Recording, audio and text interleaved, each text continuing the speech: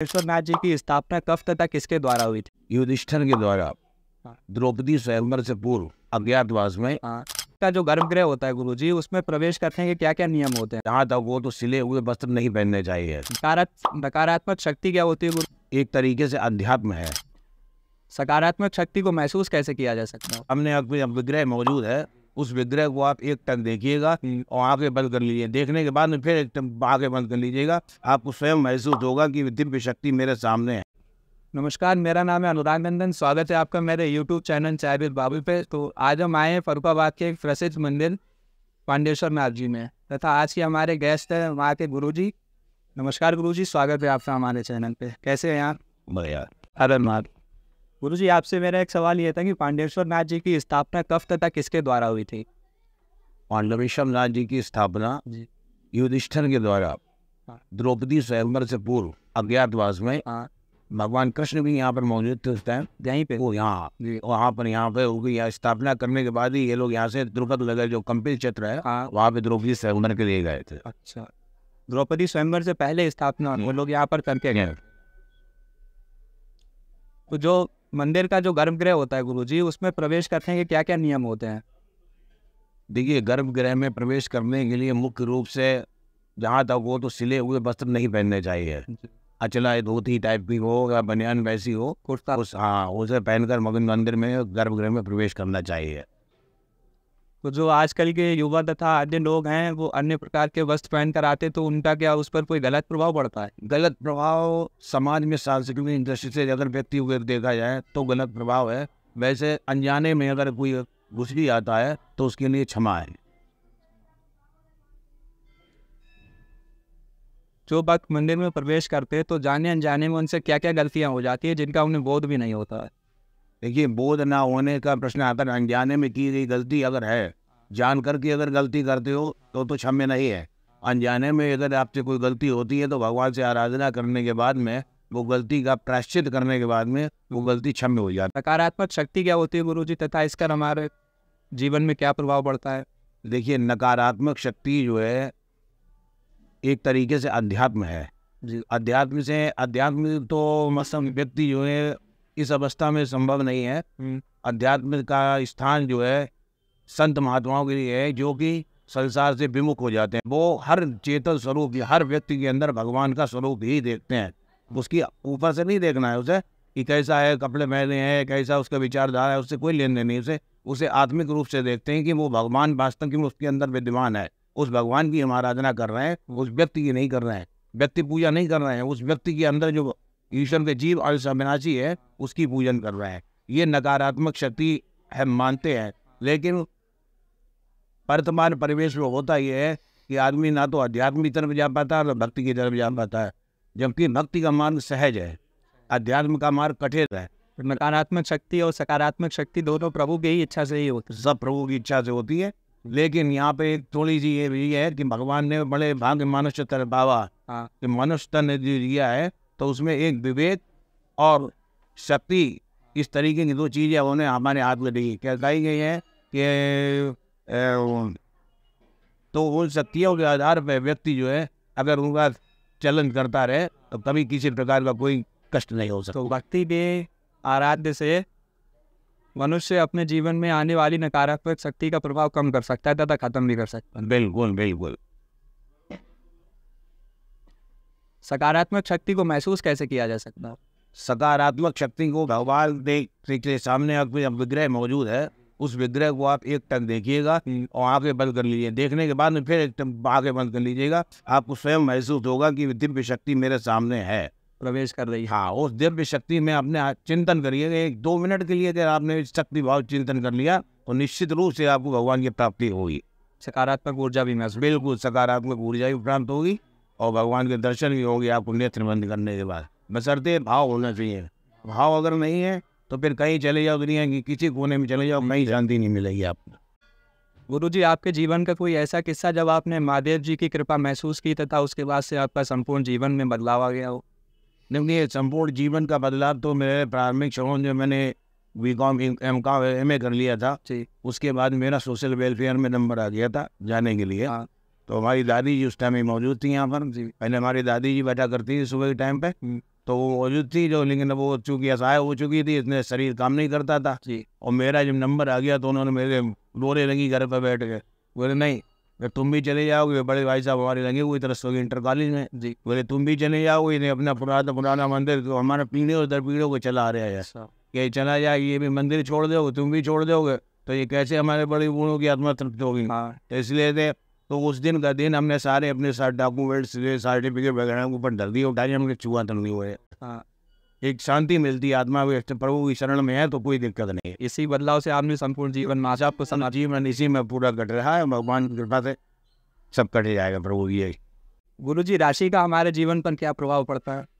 देखिए, राशियों के जीवन का प्रभाव तो ज्योतिष का विषय है ये जी, इस विषय पड़ता है, फर्क पड़ता है, लेकिन उसका अंत ये है कि भगवान शंकर के हाथ में, सारे त्रिलोकी के हाथ में पूरा संपूर्ण ब्रह्मांड की राशियाँ और इतनी जो भी कुछ है सब की अधीन है जी। तो इसलिए इनकी आराधना करने से आपको कोई भी चीज़ व्याप्त नहीं हो सकती है। शादी विवाह के लिए बहुत ऐसे लोग संबंधी आते हैं कि उनका नहीं मिल रही जन्म पत्र, बोलने की लड़की राजी है, लड़का राजी है, परिवार राजी है, और जन्म पत्र नहीं मिल रही, तो उन्होंने सारी वो के लिए और भगवान जी के शरणों को जड़ दिए और उन्होंने शादी कर ली, भगवान की कृपा से बड़े सुख से जीवन व्यतीत कर रहे हैं। तो ये राशि का प्रभाव भगवान के शंकर के अधीन है। सारी राशियाँ जो भी कुछ है सभी के भाभी उमेट सके त्रिपुरारी, भगवान शंकर के हाथ में ही एक ऐसी चीज़ है कि जो सारी आपत्तियों विपत्तियों को एक भाव के कारण, एक अच्छा भाव है तो सारी विपत्तियों को स्वयं समूल नाश कर देते। तो हम ये कह सकते हैं कि भक्ति करने से राशि पर पड़ने वाले प्रभाव को कम किया जा सकता है। बिल्कुल कम किया जाता है। होता है कि कभी कभी मतलब ऐसा राशि का प्रभाव होता है कि आंशिक रूप से महसूस होता है, जैसे जहाँ में भाला लगना हो वहाँ सुई लग जाती है हल्की सी, लेकिन लगता है। प्रकोप पड़ेगा लेकिन उतना नहीं महसूस नहीं होगा, पड़ेगा लेकिन आपको महसूस भी नहीं होगा कि कब आया और कब निकल गया। ये ईश्वर की कृपा है। अच्छा गुरुजी, जो लोग भक्ति करते हैं तथा जो लोग भक्ति नहीं करते हैं, तो क्या दोनों के लिए समान प्रभु की कृपा रहती है या भक्ति ना करने वालों के लिए कुछ और होता है? देखिए, भक्ति ना करना चीज़ अलग अपनी जगह पे और भक्ति करना अपनी। भक्ति आजकल वर्तमान परिवेश में अब आप देखिए कि एक दूसरे से जुड़े होने के कारण एक व्यक्ति अगर मंदिर आया तो कह रहे ऐसा लग रहा है, तो जो जिसे कहना चाहिए कि जो नास्तिक तत्व है जी, तो वो भी उनके संग में किसके चले आते हैं, और चले आते हैं तो उनके संग में आने से उनको आनंद मिलता है। शुरुआत में थोड़ा वो होता है कि यार कहाँ बैठे हैं क्या है, लेकिन हाँ जब उनकी आनंद में हो जाते, ये इनका प्रभु का इश्क ऐसा है कि ये कभी छूट नहीं सकता है, मेरा इतना अकाट्य विश्वास है। और हमारा यही लक्ष्य रहता है कि नए नए व्यक्ति जुड़े। अपने पुराने भक्त तो हैं ही भगवान जी के, लेकिन नए नए व्यक्ति इसमें आकर जुड़े, भगवान जी की आराधना में जुड़े, जिससे समाज में एक अच्छा संदेश जाए कि कोई भी व्यक्ति भगवान से अलग नहीं है, सब पर समान कृपा हो।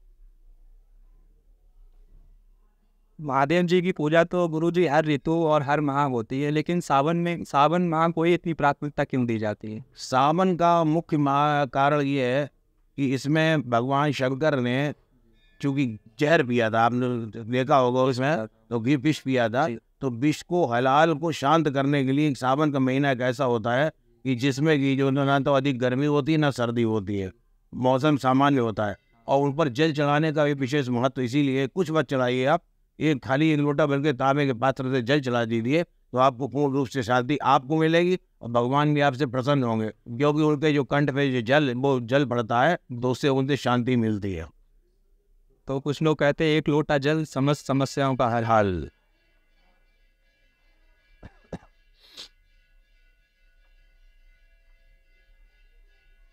कोई ऐसा चमत्कार आप बताना चाहेंगे जो आपके जीवन में हुआ हो? ये जीवन में चमत्कारों पे हमें हालांकि विश्वास नहीं है, हम तो ईश्वर के अधीन हैं, जो करते हैं तो अच्छा ही करते हैं, लेकिन फिर भी अगर आपने चमत्कार वाली बात कही है कि सावन के सोमवारों के हम आपको बता रहे हैं इतना भीड़ थी होती है कि मंदिर गेट तक जो है भीड़ लगी होती है। उस टाइम लाइनिंग वगैरह की व्यवस्था नहीं थी, आज से करीब 12-15 साल पहले। तो उसमें ऐसा होता था कि किसी की चेन चली जा रही, किसी की कुछ चली जा रही, तो अचानक ये लेडीज़ की जो है कान का टॉप्स जो है गिर गया नहीं है। अब वो मेरे बाद में आई अंदर रोती हुई कि हम कभी नहीं आएंगे भगवान जी के मंदिर में, हमारा ये हो गया, हमारा वो हो गया, और रो रही पूरी तरीके से। हमने बैठ जाओ, शांति से बैठ जाओ, परेशान कागू की दिखवाते नीचे मिलने। अचानक एक छोटा सा बच्चा, उम्र होगी लगभग 4-5 साल में, वो माया उसने वो पंडित जी जो किसी का पड़ा हुआ मिला, उसने मेरे हाथ में दे दिया, खोया हुआ वो दे दिया, और वो लेडीज़ को हमने बुलाया, जब तक वो बच्चे की तलाश किया, बच्चे को पता भी नहीं चला। हमने गेट तक दिखवाया, उस बच्चे को पता भी नहीं चला कहाँ गया कहाँ नहीं गया। फिलहाल हमने वो उनको दूसरा टॉर्च देख के उनका वो दूसरा वो भी टॉर्च दे दिया, पहचान लिया हमने। दूसरा दिखाओ पहले अपना, दूसरा देखने के बाद उनका दे दिया। उस बच्चे की तलाश करते रहे, लेकिन वो बच्चा कहीं नहीं दिखा। तो हम तो समझते साक्षात भगवान को चैलेंज उस महिला ने किया था कि मैं कभी मंदिर नहीं आऊँगी आपके पास, अगर इस तरीके की मेरी ये चीज़ हो गई। तो ये चमत्कार कही है आप इसे, ये कुछ भी कह सकते हैं इस चीज़, चमत्कार ही कैसा, मतलब ये प्रामाणिक तौर पे हमने देखा सामने। आजकल के जो बच्चे पूजा को महत्वता नहीं देते हैं, तो पूजा करने से उनके जीवन में क्या क्या बदलाव आ सकते हैं? देखिए, पूजन का महत्व तो बच्चों वाली बात की जो तो संभव नहीं है। बच्चे अभी छोटे होते हैं, बच्चे तो मतलब बजे एक उम्र पार के लगभग 15 साल के ऊपर के बच्चे, युवा कहना चाहिए उन्हें। तो वो अगर सबसे पहला तो उनका दायित्व है परिवार, अपना माँ बाप की सेवा। माँ बाप की सेवा करने के पश्चात अगर समय पढ़ाई लिखाई से अपने समय है, तो भगवान की आराधना करने से निश्चित रूप से उसका जीवन कृतार्थ होगा। कारण उसका ये है कि भगवान से अगर आप जुड़ोगे तो यहाँ आप देखोगे कि 20 लोग हमें देखते हैं, अगर कोई गलत काम करने से आप डरोगे। जी, धर्म का दूसरा नाम है भय। धर्म का दूसरा नाम है, जो धर्म से जुड़ा हुआ व्यक्ति होगा वो भयभीत रहेगा। इसलिए कि समाज में अगर कोई गलत काम करते हैं तो दूसरा व्यक्ति देख रहा है, तो समाज में हमारे बारे में चर्चा करेगा कि ये आदमी ऐसा गलत हो, धर्म के मंदिर में बैठा हुआ पूजा कर रहा है। तो ये उसके अंदर ये भावना आ जाती है। तो ये सब भावनाओं को देखते हुए वो कोई गलत कार्य नहीं करता। यही धर्म की मुख्य रूप से पहचान है।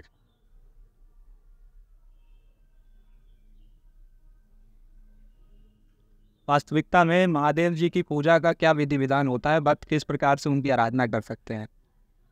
महादेव की पूजा तो ऐसा है भैया कि बहुत ही उसके बड़े स्वरूप में भी हो सकती है, छोटे स्वरूप में भी हो सकती है। और फिर मैंने कहा कि खाली जल जला दो, अगर आत्मिक भाव से, तो उसमें हो जाती है।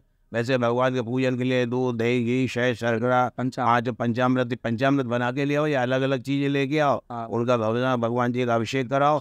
अभिषेक कराने के बाद फूल बेल पत्र वगैरह जो भी उपलब्ध हो उन्हें चढ़ाओ।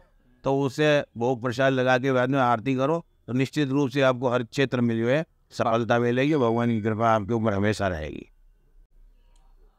गुरुजी, विधि विधान से पूजा करने पर तथा अपने मन से कुछ भी विधान से पूजा करने से क्या भक्तों पर गलत प्रभाव पड़ सकता है? बिल्कुल नहीं पड़ता। अगर मन में अगर शुद्ध भाव से अगर कुछ भी आप कर रहे हो जी, बगैर वो दूध, दही, घी, शहद भी अगर नहीं चलाते हो, अगर भक्ति भाव से अगर भगवान जी के चरणों में बैठ जाते हो, आगे खाली कुछ मत लाइए, आप खाली चरणों में बैठ जाइए, भाव के साथ में उनके अपना लिंक जोड़ने की कोशिश करिए उनसे, तो निश्चित रूप से आप ये मान के चलिए कि आप उस व्यक्ति से आगे हो जाएंगे जो कि विधि विधान से बैठ के पूजा कर रहा है।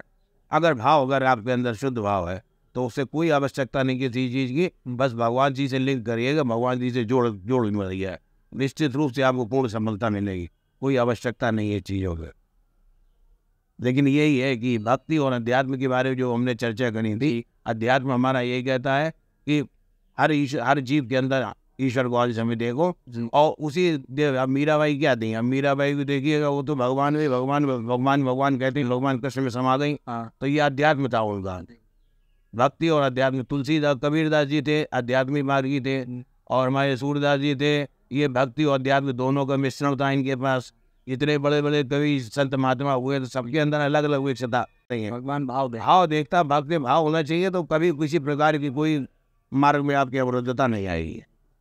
गुरुजी, आप हमारी ऑडियंस को कोई संदेश देना चाहेंगे? ऑडियंस से हम मुख्य रूप से यही संदेश देना चाहेंगे कि सर्वप्रथम आपके माँ बाप, धरती के माँ बाप आपके जो है वो भगवान के स्वरूप है। उन्हें किसी प्रकार का कहीं भी कष्ट नहीं होना चाहिए। अपने शरीर से जितना अधिक से अधिक हो सके उनके प्रति भाव करें, और उसके बाद में भगवान की आराधना करें, तो आपका जीवन निश्चित रूप से बहुत ही सुंदर भगवान की कृपा से बीतेगा। धन्यवाद गुरुजी आपका। आशा हम फिर मिलेंगे। हर हर महादेव। धन्यवाद।